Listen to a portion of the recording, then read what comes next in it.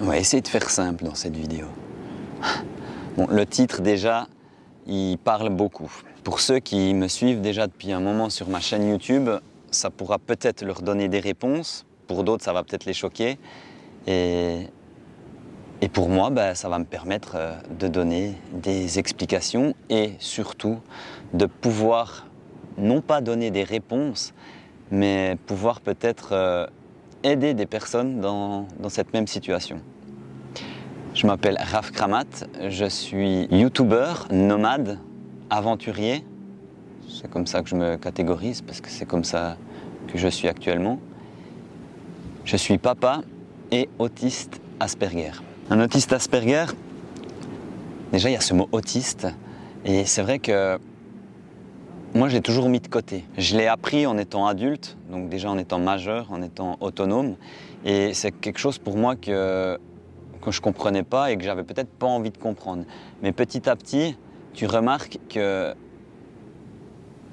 en fait ce qui m'a fait remarquer toutes ces différences, c'est du moment où j'ai commencé à m'écouter, à faire ce dont j'avais besoin de faire. Et tout ça, ça m'a donné plein de réponses. Et c'est peut-être grâce à ça que aujourd'hui je suis devenu qui je suis. Finalement, moi, simplement. On peut catégoriser le syndrome Asperger comme avoir de l'anxiété ou avoir besoin d'une routine, d'une stabilité, de choses qui reviennent pour pouvoir justement peut-être enlever cette anxiété. Alors oui, mais ce qu'il faut comprendre, c'est que la routine, c'est pas forcément se lever le matin, aller à l'école, à 10h c'est la pause, à midi on mange et rentrer dans une maison.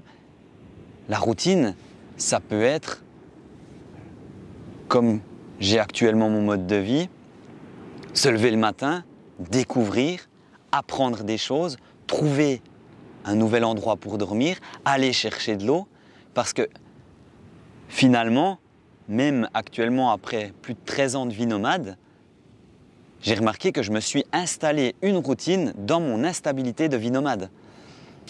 Et comme je dis dans une vidéo que je te mets en lien juste ici, en fait le mode de vie nomade, cette instabilité de vie, pour certains, pour moi, ça m'a permis d'avoir une stabilité. Tu vois? Si je te parle du mode de vie nomade, c'est que j'ai eu mon enfance, non pas compliquée, mais avec des complications, parce que mes parents se sont séparés. Et c'est vrai que c'est quelque chose que, émotionnellement, je ne l'ai pas forcément montré, je l'ai gardé beaucoup pour moi, mais je l'ai très mal vécu. Ensuite, je suis passé au passage adulte, que je me suis catégorisé dans le monde, donc travail, appartement, la chose déjà toute fichée, tu vois. Et on va parler de troisième mode de vie, le mode de vie nomade que j'ai actuellement, qui lui a été le déclenchement pour moi de m'écouter et de faire ce dont j'avais besoin de faire, malgré les critiques ou les différences qu'il y a dans ce mode de vie nomade. Donc étant enfant, c'est vrai que, comme je disais, mes parents ont été séparés, ça a été très compliqué. Et pour moi, déjà, il y a certaines choses que j'avais du mal à accepter. En fait, tout ça, c'est pas mes histoires. C'est une histoire d'adulte que je vis actuellement en tant qu'adulte, mais là, je l'ai vécu en tant qu'enfant. Et c'était pas mes histoires, c'était l'histoire entre ma maman et mon papa, tu vois. Et c'est vrai que ça m'a beaucoup impacté, jusqu'au jour où j'ai envoyé bouler l'assistant social. J'avais simplement expliqué que moi, je m'en foutais de ces histoires d'adultes. Je voulais simplement voir ma maman et mon papa quand j'en avais envie. Et là, on m'avait dit que c'était pas moi qui décidais et qu'il fallait faire un choix. Pour moi, pour certaines personnes, je pense que c'est possible. Pour moi, c'était pas possible. Pour moi, ça, c'est une instabilité, tu vois. Pour eux, c'est une stabilité. Donc, un week-end chez ta maman, un week-end chez ton papa. Pour moi, c'est impossible. Je veux y aller quand j'en ai envie et je veux pouvoir profiter de mon parent quand j'en ai envie. Et c'est vrai qu'à 12 ans, j'ai envoyé bouler cette personne en face de moi, donc un adulte. On m'a considéré, puis on m'a dit que j'avais quand même un sale caractère et que, style qu'on ne pouvait rien faire de moi, tu vois. Le ressenti que j'ai eu quand j'ai dit ça à cette personne adulte, quand même bien placée, tu vois, il y a eu une peur donc, de la phase à que je sorte, ce moment d'envoyer bouler la personne, et du moment où je l'ai sorti, Il y a eu cette phase de peur, ça allait tellement loin que j'ai lâché cette peur dans cette phrase, et après ça m'a fait un bien fou. En fait, pour moi, c'était, peu importe les conséquences, j'avais dit ce que j'avais besoin de dire, tu vois. Ce que j'avais besoin d'exprimer. Je ne l'ai pas remarqué tout de suite, le bien que ça m'avait fait. Et petit à petit, après, je suis arrivé dans cette phase adulte où je suis parti dans cette société. J'étais chauffeur poids lourd à l'époque. J'ai fait aussi un apprentissage de peintre automobile. Et je suivais un peu cette normalité qui, sans le savoir, ne me convenait pas. C'est à 21 ans, quand j'ai commencé de m'ennuyer de ce mode de vie, mais vraiment m'ennuyer.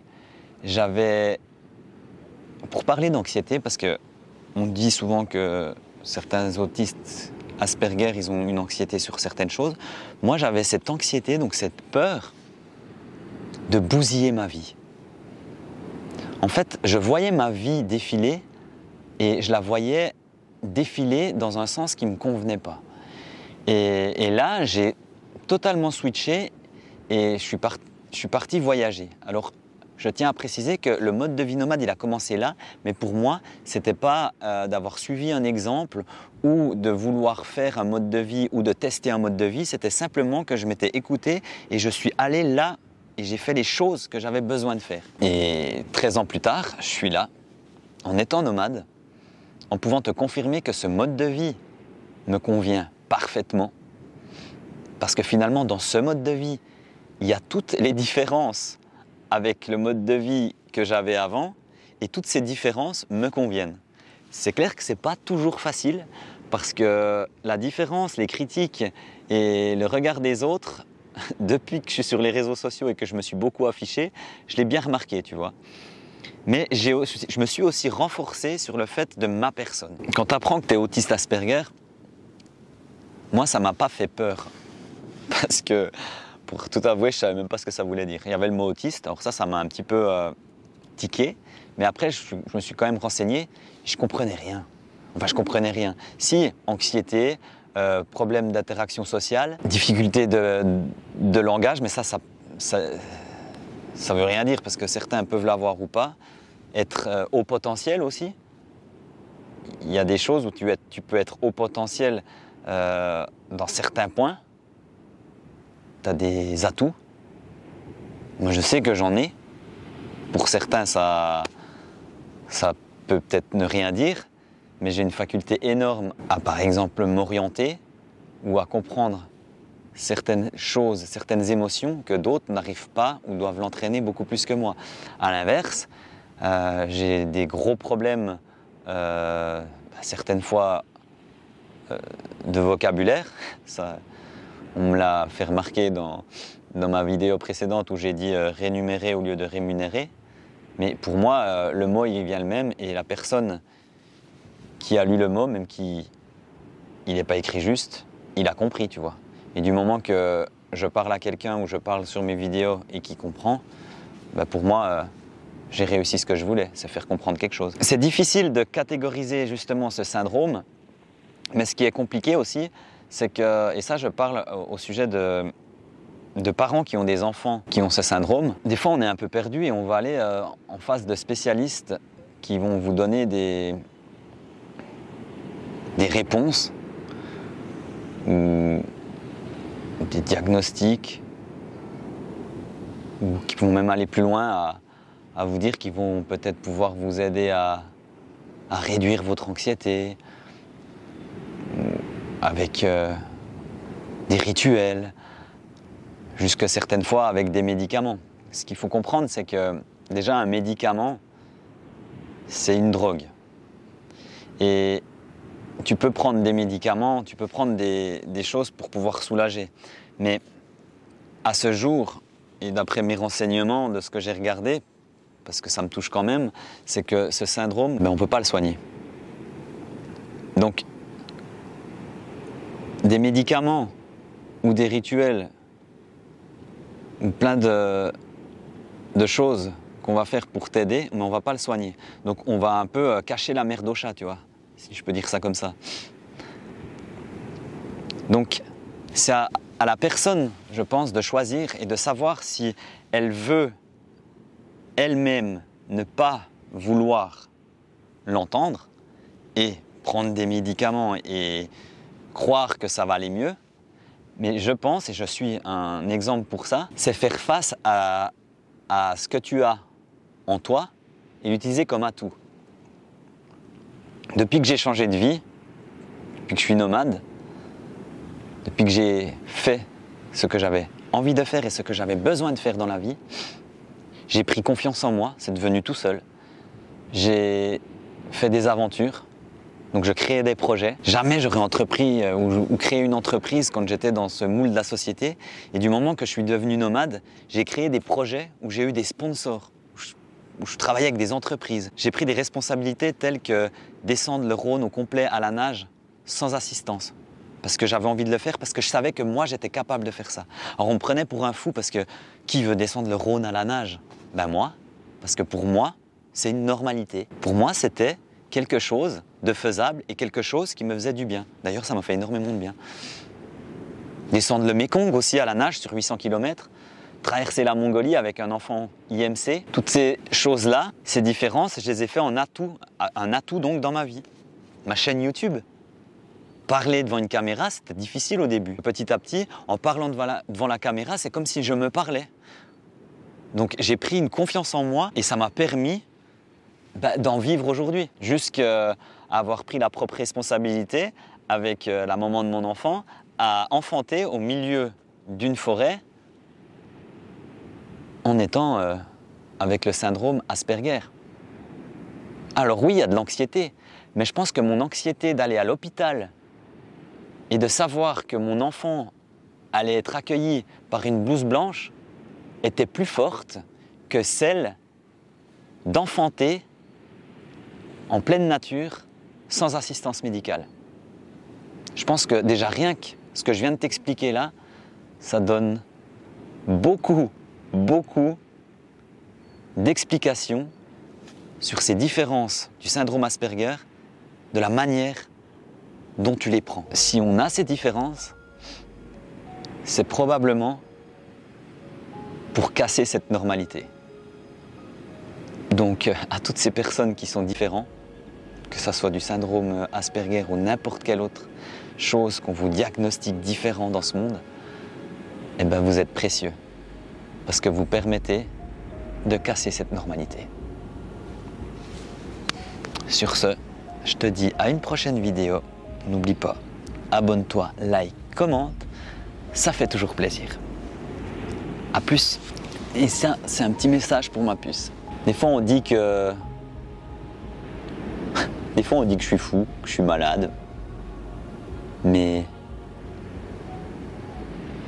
je suis un malade de la vie. Et si j'ai une maladie, c'est d'aimer la vie et de la vivre à fond. Donc, j'espère, mon petit chat, que tu auras la même maladie que papa, c'est de vivre ta vie à fond. Parce que ta vie, c'est la tienne. Je t'aime très fort. Prends soin de toi, mon petit chat. Et à très vite. Si tu te dis, non, là, il y a du vide, ok, ça me fait peur. Ok, là je t'avoue, je me chie pas dessus, hein, mais je sais que si je tombe, il arrive quelque chose de grave, tu vois. Mais je sais aussi que j'ai confiance en moi et que je vais pas lâcher.